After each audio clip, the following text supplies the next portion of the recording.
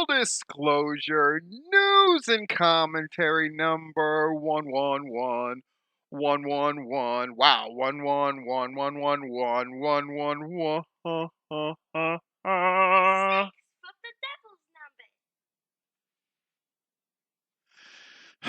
See how that child is talking about the devil's number. Hope you're doing well. I'm obviously not at my place, hence a mirror and a blank wall behind me instead of the usual cacophony of Christmas lights, bigger lights, and testaments to my greatness. So I hope you're doing well.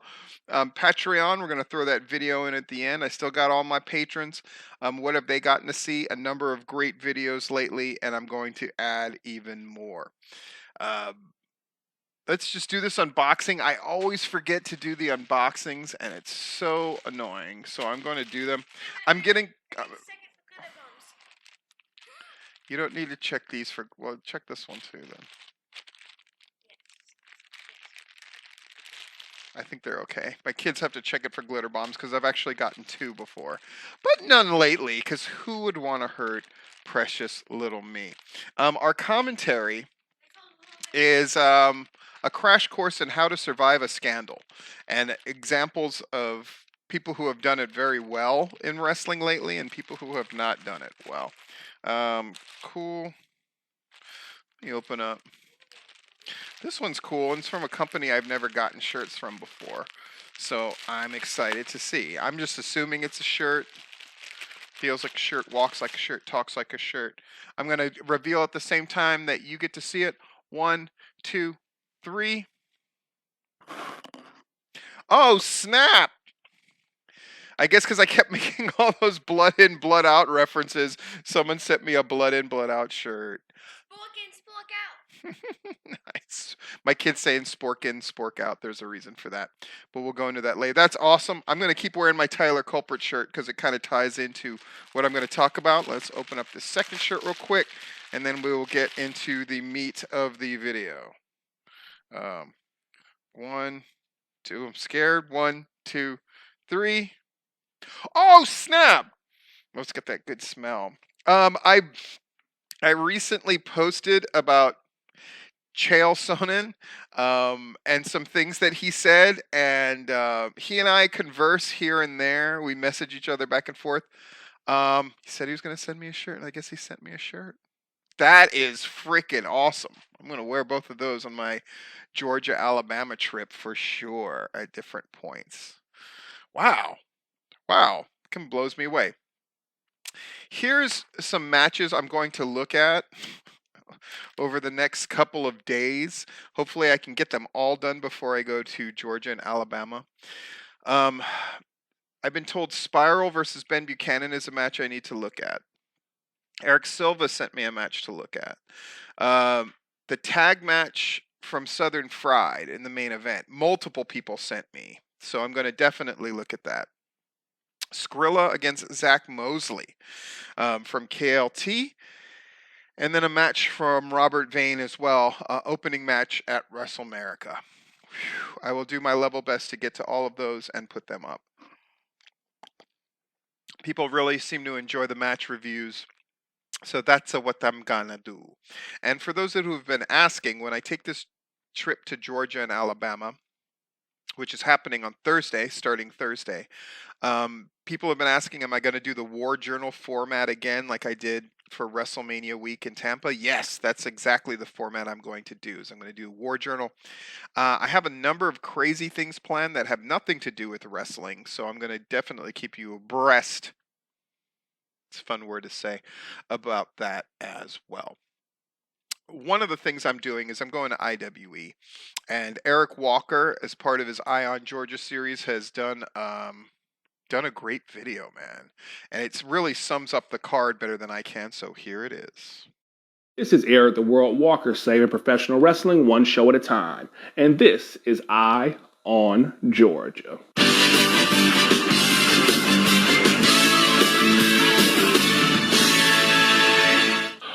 Welcome to Eye on Georgia, where I take the hottest shows in the South and put them front and center on the world stage. Today we're talking about IWE Redemption, May 22nd in Augusta, Georgia. An appropriate title because a lot of these matches are people seeking redemption. What do I mean by that? Well, allow me to break it down. First off, we have Josh Madden and Sean Legacy versus the Metro Brothers. Now, the Metro Brothers have been seen since their loss to the Bash Brothers a couple of months ago. Sean Legacy coming off his no contest with Alexander Hammerstone. Josh Madden coming off his loss to Hunter Young last month. So, all members involved are trying to get back on their winning ways. So, are the Metro Brothers, with their longer history as a tag team, going to overcome and get their way back to the tag team title scene? Or is this makeshift duo going to benefit from getting back on their winning ways together? Next up, you have Exotic Youth making their debut, taking on the current tag team champions, the Ugly Ducklings. Now, you've seen the Ugly Ducklings. They've been a staple in the Mid-Atlantic, and they're slowly making their way into Georgia wrestling. Exotic Youth, you've seen them certainly on the rise, a team that is making their case for Tag Team of the Year. So, I have to wonder, is the Ducks' experience and wildness going to win out, or are these brash youngsters going to shock everybody and win the tag team titles in their debut? Next up, you have Owen Knight versus Hunter Young. Hunter Young is coming off his victory against Josh Magnum on the last show. Owen Knight, while not having been in IWE for a while, is still coming off some amazing momentum elsewhere in the state. Which begs the question, which one of these two is going to gain that little extra momentum moving forward? Next up, New Age title. The current champion, David Ali versus Carly Bravo. Now, if you were paying attention, you saw Carly Bravo got in David Ali's face at the last show. And now, the young man, Carly Bravo, who has been making waves all over AEW television, gets a shot at the Savior. Now, we all know David Ali, he has some brash words to say. So I have to wonder, is David Ali going to continue to be on the streak that he's on? Or is Carly Bravo going to prove that, hey, he's the new kid on the block. He's about to make it happen. This one, I think, potential match of the year candidate right there. Next up, you have Fatal 4-Way Women's Match for the Women's Championship. Savannah Evans, Danny Jordan, Shalance Royal, and Renee Michelle. Now, this one has some very interesting implications. So think about it. Savannah Evans is the one who beat Danny Jordan for that title. At this current point in the race, halfway through the year, Danny Jordan is pretty much the leader for Female Performer of the Year. But an interesting question has arisen. Savannah Evans has been wrestling in Georgia fairly regularly. She was a double title holder in IWE, previously holding the Mayhem title in addition to the Women's Championship. She's also showing up more in other Georgia promotions. Renee Michelle has been a staple up and down the East Coast. And now she's making her way to Georgia. Solange Royal has just been everywhere. So, this begs a couple of questions.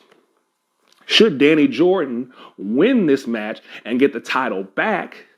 Does it halfway through the year basically make it a done deal that she is Georgia Female Performer of the Year? Or Savannah Evans, should she retain, make the argument that she's the Female Performer of the Year? Should Renee Michelle or Shalance Royal win, it begs this. That means they're going to be performing in Georgia a lot more. And if they keep winning and they keep showing up places, does that just shift the whole argument to them? A lot of questions to be asked there. Very interesting to see the outcome. Now the match that has everybody's attention. A 6-man scramble match for the Vacated Mayhem Championship. I mean, listen to these names. Very Morales, Logan Creed, Joshua Cutshall, AC Mack, Ashton Starr, and Skrilla the Great. Do I even really need to say or explain why this match is going to be a match of the year candidate? Why this match has everyone's attention? Well, I believe in educating, so I'm going to. First off, AC Mack and Logan Creed, the guys who have held the number 1 and number 2 spots for Performer of the Year off and on for the past couple of years. That's number 1. Joshua Cutshall, an amazing performer who has just migrated from the Mid-Atlantic and is starting to come into Georgia. Very Morales having a stellar year. The guy's all over AEW television. Ashton Starr with the documentary and the fact that Ashton is everywhere and continuing to improve and continuing to put on stellar performances. And Skrilla the Great, who is a current front runner for one of the feuds of the year. I genuinely hope someone within the sound of my voice will stream this match so everybody can see exactly what I'm talking about. Last but not least, you have your IWE Championship match. Billy Brash, the current champion, versus O'Shea Edwards. Now, look at these two guys. Billy Brash, look at what he went through to get that championship. Winning it in the steel cage, and in his last defense, he beat Logan Creed, who was basically one of the standard bearers here in Georgia. O'Shea Edwards, a whirlwind, Ring of Honor, coming off his most recent match with EC3. Both of these guys are hungry. Both of these guys are talented, and they're both dangerous. What it comes down to at the end of the day is who's more hungry, who's more talented, and more importantly, who's more dangerous. Certainly the match to keep your eye on. And with that, that is your IWE Redemption Show review, May 22nd in Augusta, Georgia. This has been Eric the World Walker with a gentle reminder to you to keep your eye on the world. Cool. So we're taking a look there. Something that I wanted to talk about. Let's go ahead and put the picture up here. Is the Scramble match. To me, that Scramble match is... Eric Walker said, "Oh, it could be a match of the year candidate," and my gut is to go, no Scramble match can be a match of the year. I know that sounds very like close-minded, but it would just seem to be impossible. But when you look at the field on this, right? Very Morales, Logan Creed, Joshua Cutshall, right, of the Ugly Ducklings, AC Mack, Ashton Starr, Skrilla the Great. I'm going to ask this question, and I'm always curious to get people's responses and answers to this kind of thing. Is this the greatest field for a Scramble match that we've had in the state of Georgia in years? I'm going to say yes. And when you look at the women's match as well, 4 women, all of whom have seen time on like AEW Dark and things like that. 4 women going at. When's the last time there was a women's match that wasn't just an ordinary one-on-one match that held any kind of interest? I will say this for the IWE guys. Their inclination is to make each show kind of bigger than the one before. And there's a lot of leagues that do that and a lot of leagues that aspire to that. But I'm really curious to see how they do on this show. And I'm going to be there. I'm going to still talk about that schedule in a bit. But that Scramble match in particular, that coupled with the main event of David Ali against... I mean, you're looking at people who are right now the movers and shakers that you can see doing stuff with AEW. And they're going against each other. But they're still young. And they're still like ambitious. And they go for it in their matches. I am curious if the IWE show, and I'll be honest about this, is it going to be a mercenary show vibe, or is it going to be a locker room that is beginning to really come together and be there for IWE? Because there's a distinct difference between those things. And we see sometimes leagues go through transitions. I'll be curious to see what their locker room is like. All right. Southern Fried, right? Huge show. Apparently just red hot. Big crowd. Really excited. They announced Shindigs happening next month. The graphics and the posters for all that stuff just look phenomenal. Todd's excited, as he should be. I can't wait to look at that tag match. I'm sure if Larry loved it and other people are telling me to look at it, I know it's already good. And I know Ben Buchanan wants me to look at it because he's very proud of it. One thing I found to be really interesting, though, and some people are going to accuse me of, oh, you're just trying to rain on Southern Fried's parade. I'm not. I'm just telling you stuff as I hear it. And one of the things I heard from two fans um, was that anything involving Todd and Manders and those cliques, anybody involved in that feud, right? Either because they're under Todd's charge or pro Manders people at that show, was red hot. Like more heat, more response than anybody anywhere is getting in the state of Georgia. That was definitely acknowledged more than once by more than one person. And that's amazing, right? Action can lay claim to the best bell for bell wrestling, and we're going to talk about Action as well. And while that's most certainly true, I think it's safe to say that Southern Fried has like the heat, right? But they were saying that matches that had nothing to do with Manders versus Todd suffered greatly. And the discrepancy between how the crowd reacted to the Manders versus Todd stuff versus how they reacted to other stuff was night and day. That really, it was almost pin drop quiet. That doesn't mean the matches weren't good. It means that the crowd is invested in one particular story and all of the associated stories with that main story, and other people are suffering. Now, is that a problem of booking or what is that? I don't know, but it's a interesting challenge. Let me put the challenge to the wrestlers who are involved in things that don't have anything to do with Todd or Manders. That's where the work lies. You've got to get the crowd invested in what you are doing. It is a very and unique challenge, but it's a great one as well. It's one that you will develop much more by being real and going, they're not feeling us because they're saving their juice for this match and this match and this thing. So we have to find a way to engage that crowd beyond just working our match. Cool. I wanted to give a shout out to Tony Cozina, who's the trainer at the Fale Dojo. Tony Cozina used to come in all the time for PCW shows. He's a brilliant guy, runs a really great school. I'm going to just put some pictures up here. And I'm just going to cycle through them of the students that they had go through this camp. And you can see their body transformation. But more than that, I know these guys who are going through this camp are going to be good to go to wrestle. And a lot of people who want to train out of state, though I think there really isn't a need to, but if you feel this urge, or if you're not a Georgia/Florida person, and you want to train elsewhere, I think Tony Cozina is a place where I would send somebody. Not only because of this transformation thing, but they're doing things in a real Japanese dojo kind of way.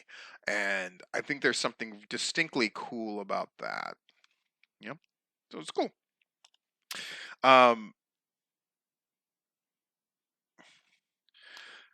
So Victory Championship Wrestling keeps plugging along, and different people that I've heard from, and I appreciate them contacting me through Victory about the whole Johnny Slaughter thing and the rest of it.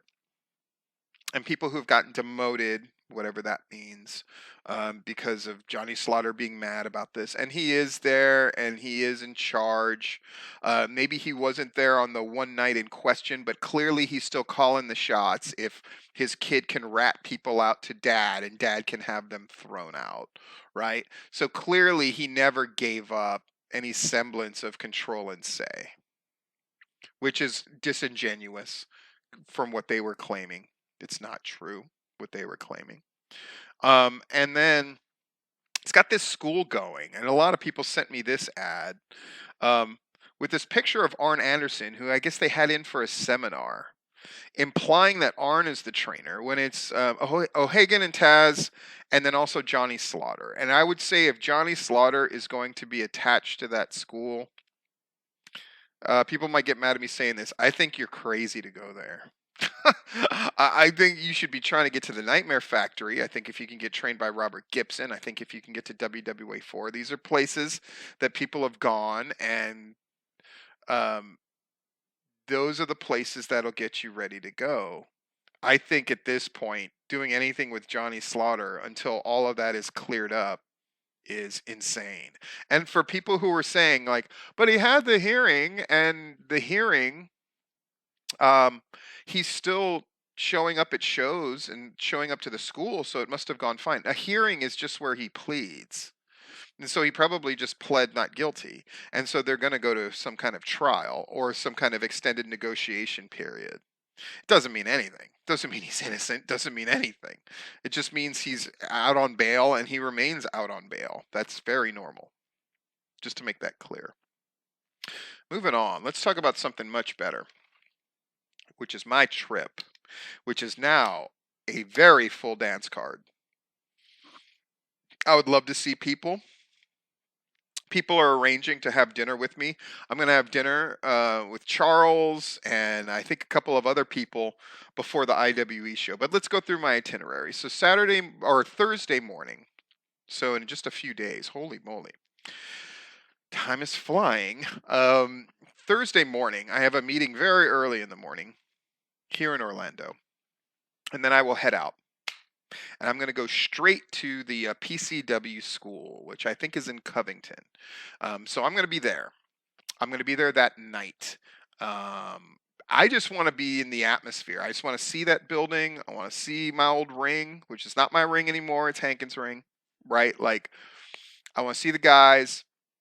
A number of people have contacted me and said, "Oh, I want to get trained by you. It is Brian Blaze and Bill the Butcher's show to train you." I will be there. I haven't even talked to them yet about what I would do, if anything, but I believe I'm going to be there.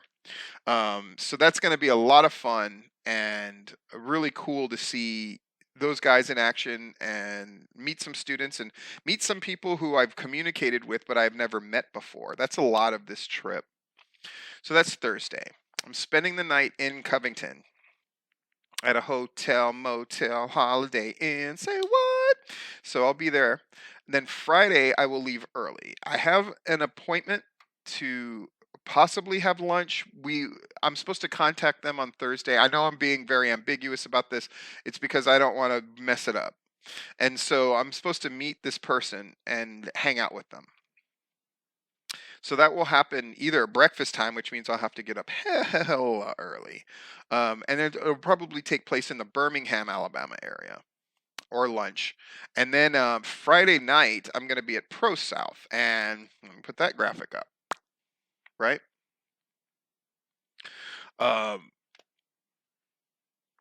They asked me to do something. And honestly, I didn't respond at first because I'm like, why am I going to? I haven't done anything in a wrestling ring since I gave Matt Hankins my green jacket, got thrown through a flaming table, and I walked out of PCW. And I haven't done anything wrestling oriented as far as like a performer or a participant in a show of any kind since then. And that was more than 4 years ago. And so I had to be interested and intrigued. And eventually we came up with something that I am interested and intrigued about. Um, and so we're calling it Am I Wrong? And it's going to be me interviewing Tyler Culprit. But I'm just going to be blunt and honest. I'm not there to help them. I'm there to address an issue, and my issue is, and I mean, I know in the report that Larry filed about the last Pro South show, they did some work to make some headway. I think it's ludicrous that Tyler Culprit is going against Austin Towers as a face Austin Towers as a face champion. Tyler Culprit has no business being in that match. I don't care what they've booked and what they say. So I'm going to just ask Tyler Culprit face to face, like, what makes you think that you have a prayer in this match, and why should anybody be interested in this match? And we're going to let the chips fall where they may. Tyler Culprit might get mad about that. He might bow up about that, but I'm bigger than that fuck too. So it is what it is. Love his shirt though. Then Saturday, I'm going to get up. I'm staying in Piedmont, Alabama. God help me, Friday night. And then Saturday, I'm going to leave in the morning so I can get to Canton, Georgia by noon, because Gary Lamb tells me that he's doing one of his barbecue and brew events. And I really want to see Gary Lamb in his natural element as the promoter putting on this big event. I want to see it. So I'm going. As long as I know it's a lot of driving, and people are like, dude, do you have any idea? Of course, I have an idea of how much I'm going to be driving, but I want to see it. I want to see Gary and hang out with Gary. I know he's going to be busy and have a lot of things going on. I'm not going to get in his way. I'm basically just going to pick up something great to eat. By then, I should be freaking starving since, like, no idea. um, but it's good. I'm an old man. I want to be in shape and all that kind of stuff. Got the arms going. That's great. Keep losing weight. In any case, be there for barbecue and brews. Hang out with Gary Lamb a little bit. If you want to show up for that event, just let me know you're going to be there. I'll hang out with you too. Look forward to it. That's a great place to find me because that's one of the few places where I'm not under any kind of time restriction and I'm not working in some way, shape, or form. So I'll be able to actually like hang out and for at least an hour or two before I zip off to Augusta, Georgia, and then I'm going to have dinner. Loosely planned with Charles Felder, who's one of the correspondents for Georgia Wrestling History, who I've never met before, and then possibly a couple of wrestlers as well. We're gonna all have dinner, and then I'll be there at IWE show. And Timothy and Josh have already let me know I'm gonna have whatever seat I want in the house. So I told them specifically what I wanted. That way I'd be able to wander around, move around backstage, do all my stuff, but still get great pictures and videos for the Twitter and Facebook stuff I do to help shows out. Do it for the gram, as my kid said. You see how my kids are. So that's Saturday. Whew. And then Sunday, I have a place to stay in Warner Robins. I'm going to go to that GIPW show in the late afternoon. And then I was invited to hang out. I guess a whole bunch of them go out to eat afterwards at like a Mexican restaurant or a taco stand or something like that. That happens afterwards. So I'll do that. So it's a lot, right? And I really wanted to do this because Um, remember a couple years ago when people would say like, "He's in Florida. Who is he to talk about any of this stuff?" And nobody says that anymore, right? Nobody questions me on that stuff anymore. Nobody questions you. You have a powerful monopoly of the Luckily, you can't really make out everything my crazy child is saying. monopoly. Monopoly like a video game. But I do think it's important to sort of touch base. I definitely wanted to see the state of the PCW school now that it's gotten going again. And IWE has been really good to me.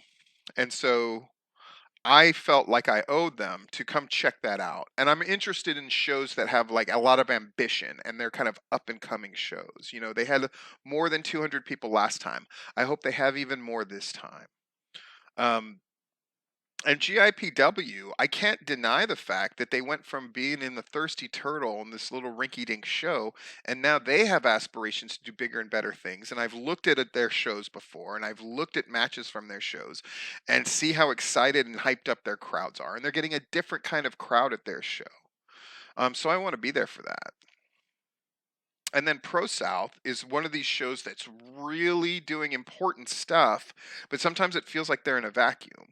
And so part of my thing is too is I'm going to look at these shows and go like, here's what I see. That's what I do when I go to shows. Here's the things that I think work. Here's the things that I think don't work. And I think if they were being honest, the people that I've done this for in the past would say, dude, Platinum's right on the money because I've done this shit for a long time. Right. What other things we got? Look at this madness. Okay, so this guy Bular, he won a title in mixed martial arts for league, and cut this crazy promo. I have reached the pinnacle of this sport. Now I want to attack the pro wrestling industry. AEW, WWE, I'm coming for you guys next. Consider this a warning shot. Dude, what does this mean? This means that there's something that's happening. that pro wrestling, which stopped being cool a long time ago, particularly with the WWE, is becoming cool again. That's what that means. That people are seeing that there's an energy there, that there's money to be made there, and all of that stuff. And if you think that doesn't matter, then you don't know pro wrestling and what it's gone through in the last 120 years. The fact that people are now seeing pro wrestling as a destination, athletes are seeing pro wrestling as a destination. Look at the level of athleticism. So yesterday they had WrestleMania Backlash. Hate that name. WrestleMania Backlash. So they had the silly zombie match, but then they had 5 title matches. And as I tell you the people in these matches, think about the level of athletes that we have in those matches. That's what struck me. Roman Reigns against Cesaro. Is someone going to sit here and tell me, I don't care whether you like them or don't like them or whatever, someone going to tell me that those two guys aren't primo athletes? And the other title match, right, the 3-way dance, Bobby Lashley, Braun Strowman, the big guy that can move, and Drew Galloway. Somebody want to tell me that those guys aren't phenomenal athletes? Women's matches. Asuka, Charlotte, Rhea Ripley.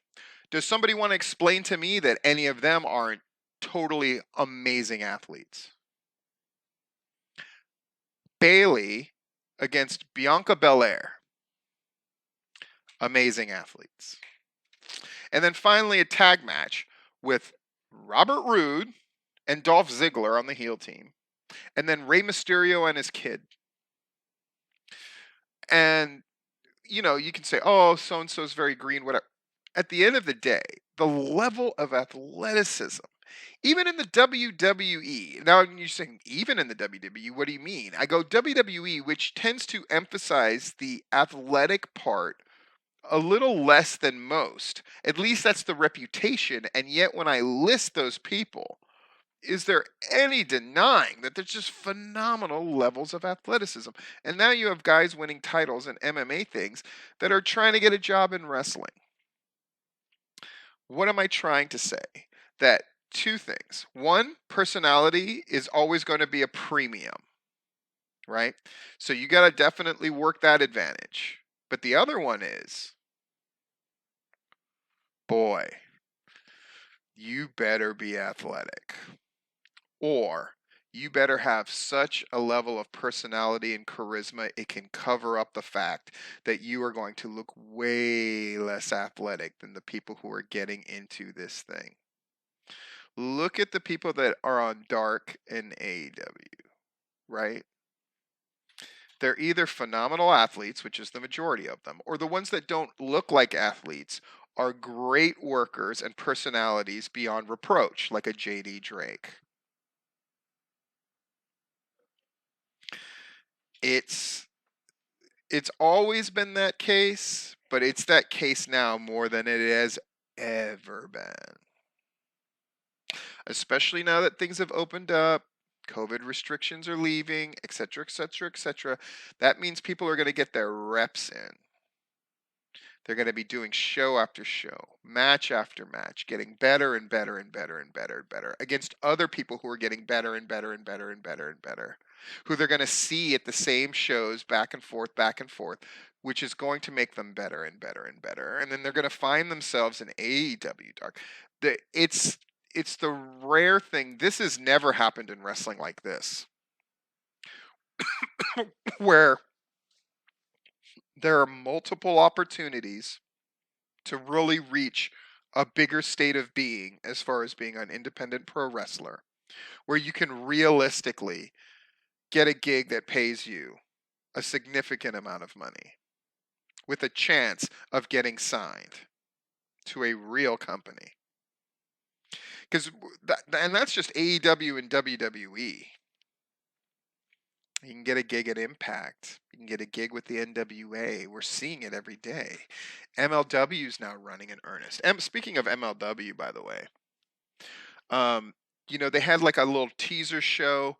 It's on Vice, but they had a thing like Saturday at noon. And apparently it was the show that I went to where Logan Creed made his debut in the Battle Royal. And apparently you can see me all over the thing, which means already the crowd for MLW is way better looking than your average wrestling crowd. Pro Wrestling Circuit, they're back after a long time off, but they came back with a vengeance. 270 paid, 20 comped, so you're looking at right under 300. KLT also drew in the neighborhood of 300. And Pro South did their thing. Action drew only 75, but they had a doubleheader. They had a crowd that was into it and a show that was highly thought of by Rob Rod and Larry. Though Larry did point out some interesting things about the look of their show. I did notice when I watched it, I could not look away from the fact that they had a bunch of duct tape in the center of that ring, and I went, that looks so low rent. I hope Action starts caring about that thing. I guess there's nothing they can do about the lighting and the look.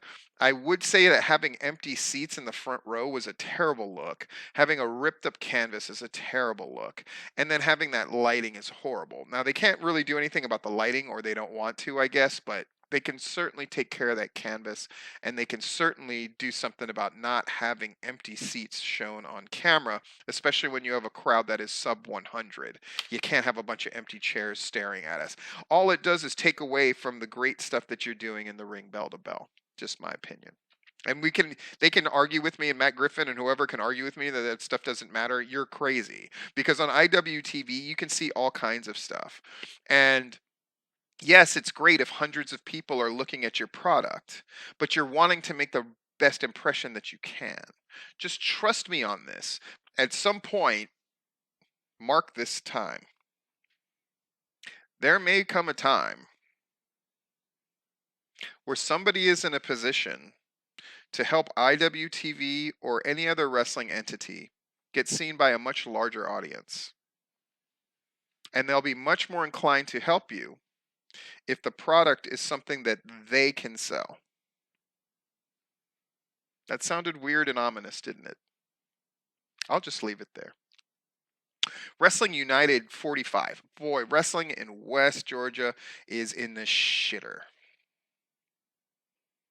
Something's got to get done about that. I saw the next Peach State card, to me looked much better than what they've been putting out. So hopefully that will help it. Oh my God. Wrestling United, I mean, 45. Of course, one of the big stories is New Jack passed on. I told us my encounters with New Jack on Patreon. I've gotten great response from that. People who had no idea. And New Jack, it's interesting watching the very negative. It's like there's no middle ground. It's either the stuff from somebody who was beloved, where people are like just happy that they had any interaction with him and were really thrilled to talk about it, and any indication that they got Jack's approval seemed to mean a lot to a lot of people, or people absolutely hated him, or people were determined to sort of step on the moment of Jack is dead. Well, even people who I was surprised that I had heard from, who I thought would have known better than to speak up with something negative at this time, but they just felt compelled to do it. Definitely polarizing figure. Just gravity, just stuff got pulled towards him. Mucha Lucha has got shows coming up, right? May 23rd, so that's this weekend. So we'll see what the big deal for Mucha Lucha is. June 13th, so they are doing this once a month thing. And then apparently July 18th, they're going to be in Charlotte, North Carolina. We'll definitely keep an eye. I want to see how they draw. So anybody who's going to be working those shows, Diana or whoever, you got to let me know. What do they draw? What's the atmosphere? What's good? What's hip? What's happening? What's now? And now, commentary. In his great book, I Wear the Black Hat, it is described how different people have handled scandals in different ways. It's all about the idea of being a villain and what that means, and how some people appropriate that image of a villain to make money. Think the old NWA rap group. how some people survive scandal, let's say Kobe, Bill Clinton, and how some people couldn't get out of their own way when it came to scandal, like O.J. Simpson, right? And don't debate with me about the O.J. Simpson thing. If you put out a book saying, if I did it, clearly there's better ways you could have handled that, right? Um, but when you look around the wrestling landscape and how different people have handled scandals, it's important to note it because everybody at some point, if you're worth a damn, you're going to run into some form of something negative that can be attached to your name if you're doing anything and if you're out there long enough. Negative stuff is going to get attached to your name. It's just the nature of the beast. It is the entertainment industry, and we're in the social media meat grinder, and they always need meat to be grinded up, and they always need grist for the mill. And if you're successful, there are people who are going to be looking to take you down. And if you're not successful, there's going to be people who don't like you who are going to look to use that against you. Even I, your humble Stephen Platinum, constantly get besieged by like vague posts or people who are trying to take me down or people that have old axes to grind with me who look for any excuse to bring it up. And sometimes I think the only thing that stops more of it from happening is, unfortunately, it is fear. Right, the lowest level of the morality pyramid that I've brought up more than once. It's only the fear of reprisal that at the end of the day, I've got a microphone, I've got a platform, and I'm going to tear your ass up publicly. That's the only thing that holds the dumbest of them back, right? How do you survive scandal? Well, let's look at some scandals that are happening now and how they're being dealt with. I am stunned and surprised that Rudy Gonzalez is basically getting away with nothing bad happening to him, even though it was revealed. And I listened to the last Grap City podcast with Murder and Josh, and they kind of go into this, and they were surprised, and I am surprised as well, that Rudy has basically gotten away with these very serious, brutal accusations that young female wrestlers made about how Rudy tried to trap them in his truck or like was hitting them on them, but in these incredibly inappropriate ways where he's trying to leverage his authority as the trainer to the stars and all of that ugly business. And people seem very happy to ignore it, and there seems to be no negative repercussions whatsoever. Think about it. So, what Danny Cage talked about, these accusations happened years ago. Now, Danny Cage put it under wraps at the request of the person who told him the story, but he went out of his way to make sure Rudy would never get hired by the WWE by letting them know what this female wrestling trainee had said. But then Danny didn't do anything about making sure that Rudy wasn't training others. And apparently it's happened more than once where Rudy has inappropriately talked to female students to try to get with them. I mean, if you go look at that story and how horrific it is, but on today's topic of the commentary, how Rudy survived that scandal was to just not acknowledge it. Except in these vague posts talking about, oh, people just talking bad about you, or that's old news. That's how Rudy often talks about this stuff. And I've seen other stories about Rudy of female students going how badly they were treated under his care and how he tried to manipulate them when he was training them. And then when people bring that up, he just deals with it by vaguely doing this vague post of like, oh, that's old news, and then just ignoring it and going on about his day. And unfortunately, that seems to be the best way to deal with scandal.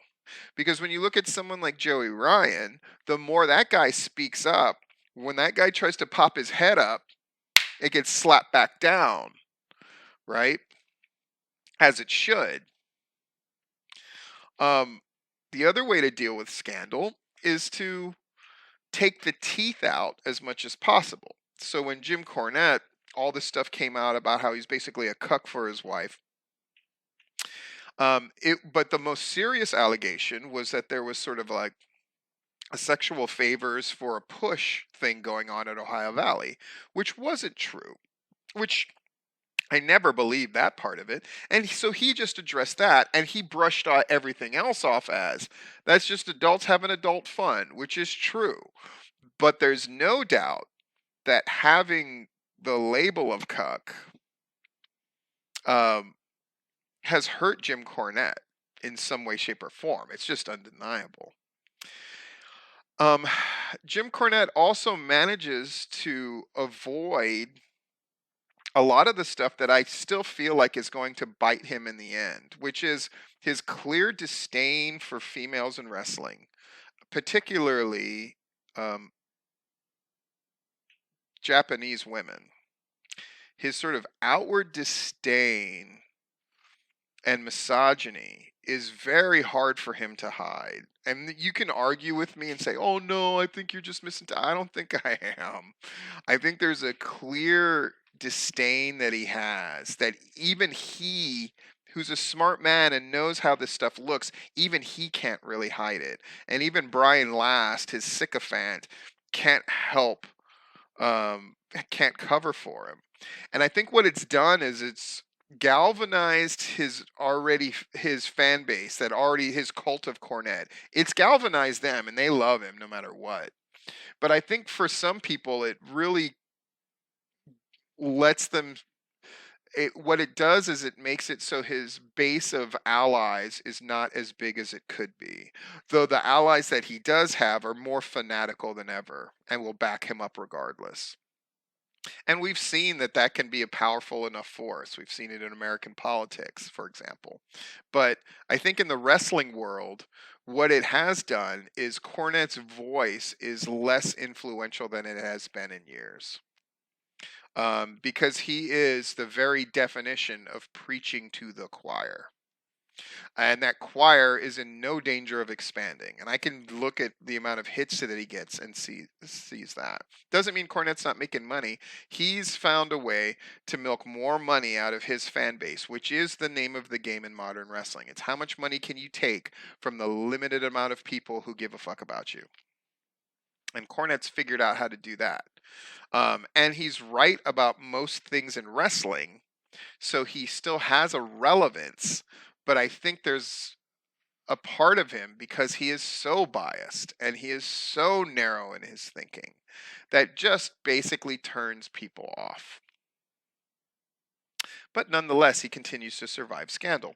Ring of Honor's school manages to survive scandal because they have somebody who's beyond reproach, which is Jonathan Gresham, who nobody has a bad thing to say about, so they can survive the Joey Mercury insanity. Even with Danny Cage sort of putting him on blast and revealing his stuff. Right? And we've seen it on the Georgia level of the people who manage to still get people to come work for them no matter what they do. Because at the end of the day, wrestling people are inherently lazy. Ouch. But yeah, I'm calling them out. There's other places to wrestle besides Victory. Unless you're not good enough. And you should think about not being there. My opinion. Because it doesn't matter if there are good people there, like Wicked Nemesis. If at the end of the day, you're working for a guy who's a scumbag and doesn't appear to be very smart in how he deals with it. I think that press release that they did, which was so badly worded, that would have turned me off right away if I was still wrestling, right? But then I had the luxury, because I felt like I can always go somewhere else, right? I can always go somewhere else and get somewhere else. I would hope that wrestlers had enough confidence in themselves.